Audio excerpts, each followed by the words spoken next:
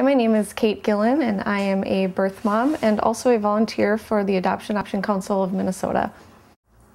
When I was 18 years old, it was the summer after I had graduated high school, and I was getting ready to go off to college when I found out that I was pregnant. I was very scared, very petrified, did not know who to turn to, so I tried to put it aside and get ready for school instead. When my family dropped me off at college just a few months later, they had no idea that I was pregnant. I hid in my dorm room. The birth father and I had only been together a few short months, and he was just as scared as I was. He was convinced that our only option was to terminate the pregnancy. However, I wasn't sure if this was the best decision for me. So again, I put the pregnancy aside and tried to focus on school. After another few months of hiding in my dorm, I went back to the birth father, who was still convinced that having an abortion was our only option. So I went to a clinic.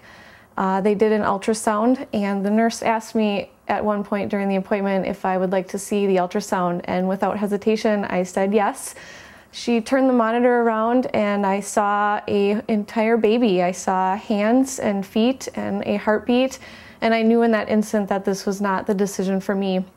So I left the clinic, went back to school, and faced the challenge of telling my parents about my pregnancy. I was very scared. I called my mom and told her the news. She did not yell or get upset. She simply asked, "What are you going to do?" I told her I was hoping that she would tell me what to do, but in the end I knew that this was not her decision, it was mine. She later mentioned something called adoption, and I was scared. I was not sure that I could go through with something like that, and I think many women in this situation feel that way, but we decided to look into it. After I made the decision to choose adoption, my family and I spent the next few months looking over adoptive parent profiles.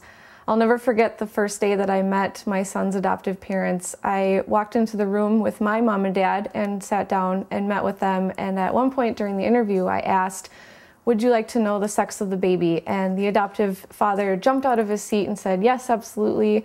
The adoptive mom said, "Well, only if you're comfortable." And I said, "Well, it's a boy," and their eyes just lit up, and I asked if they had any names picked out, and they said without hesitation, Michael Joseph.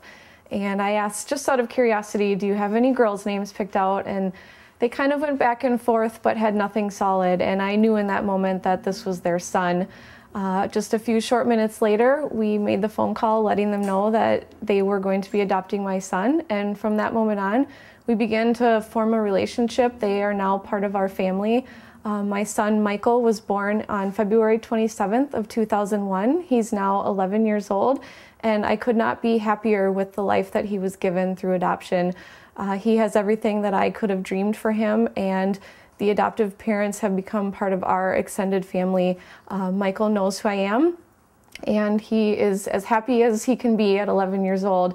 I believe that adoption is a loving option. It was one of the selfless things that I've ever had to do in my life, and it was very difficult, but I have never regretted it, and I'm very passionate about my decision, so much so that I am now a volunteer speaker through the Adoption Option Council of Minnesota.